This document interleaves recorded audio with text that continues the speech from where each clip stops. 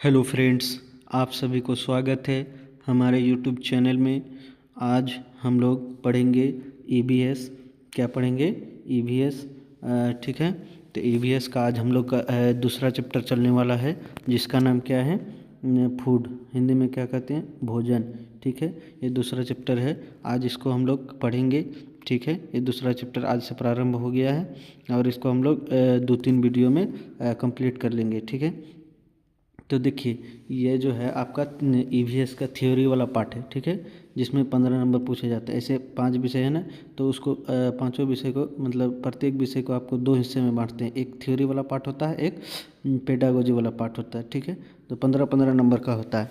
तो ये आज हम लोग ईवीएस के अंतर्गत थ्योरी वाला पार्ट पढ़ेंगे, जो 15 नंबर का पूछे जाता है। तो इसमें हम लोग इस तरीके से ये थ्योरी वाला पार्ट को कंप्लीट करेंगे ताकि क्या हो कि आपका एक भी क्वेश्चन नहीं छूटे। ये हम लोग कोशिश करेंगे। तो चलिए देखते हैं और एकदम आसानी से इसको हम लोग समझने का प्रयास करेंगे। ठीक है, तो चलिए स्टार्ट करते हैं। ठीक है, तो चलिए हम लोग देखते हैं कि भोजन क्या है। ठीक है, भोजन भोजन देखिए, भोजन है कि जैव प्रक्रम। ठीक है, जैव प्रक्रम के संचालन हेतु ऊर्जा प्राप्त करने के लिए ग्रहण किया गया पोषक पदार्थ क्या कहलाता है? भोजन कहलाता है। जैव प्रक्रम, चाहे जैव प्रक्रम यहाँ कहने का मतलब ये हुआ कि जीव जंतु जो भी मतलब सजीव है, जो चल फिर सकता है, उसको क्या करने संचालन मतलब चलने फिरने के लिए, स्वस्थ रहने के लिए जो भी ऊर्जा चीज़ों की ज़रूरत होती है, मतलब जिस चीज़ों से वो ऊर्जा प्राप्त करते हैं, तो उसे ही हम लोग क्या कहलाते हैं? भोजन कहते हैं। ठीक है, समझ में आ गया? तो भोजन क्या होता है एक शब्द में?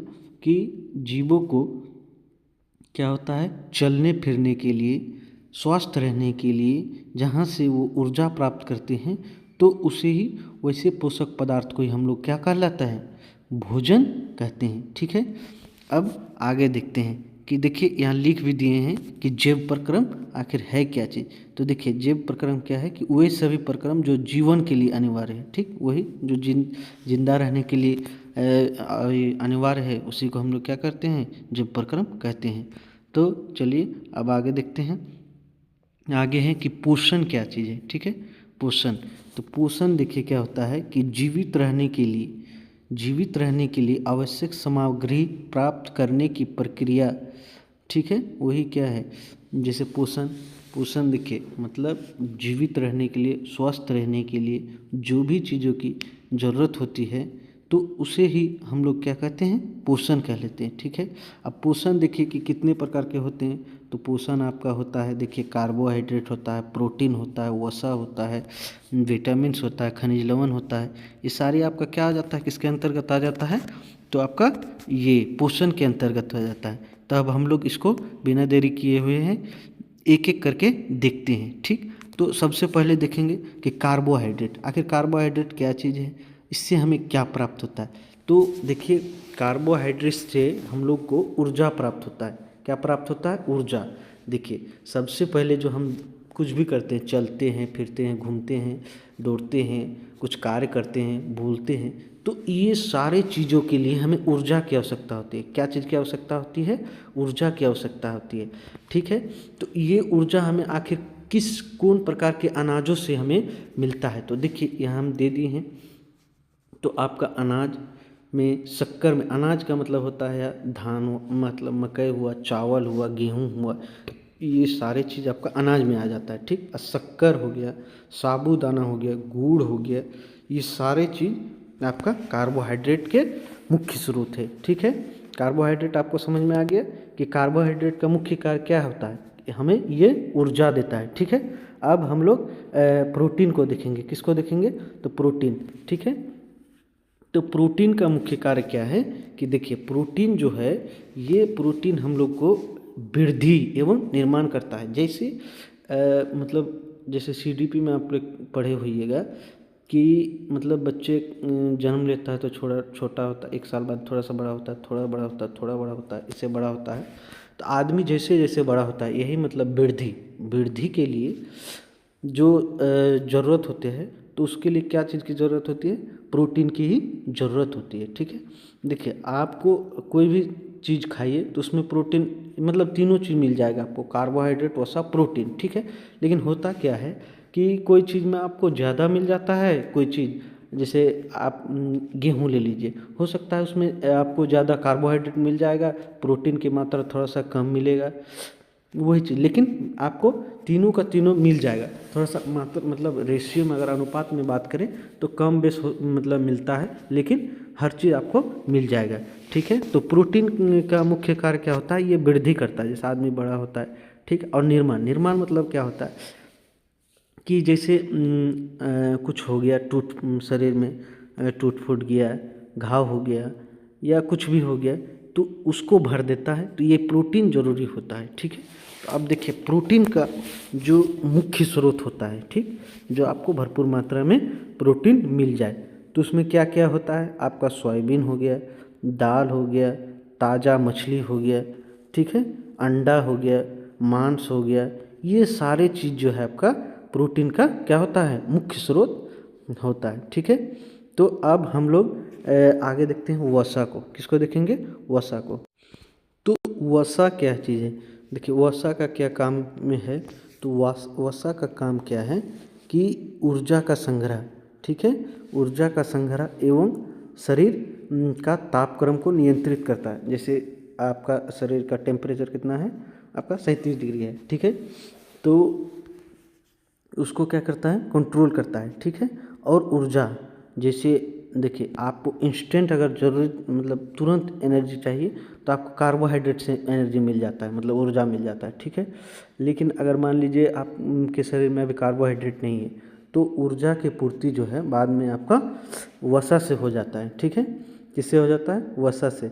अगर मान लीजिए वसा के पास भी ऊर्जा नहीं है तो बाद में वो प्रोटीन से भी ऊर्जा लेता है, ठीक है।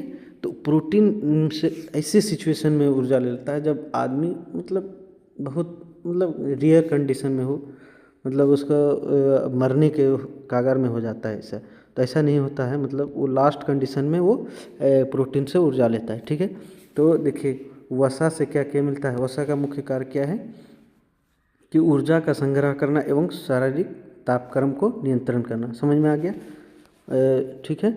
अब देखिए वसा का मुख्य स्रोत क्या है, तो अखरोट है, ठीक है, बादाम है, मूंगफली है, नारियल है, सरसों का तेल, ये सारा चीज़ आपका वसा का मुख्य स्रोत है, ठीक है।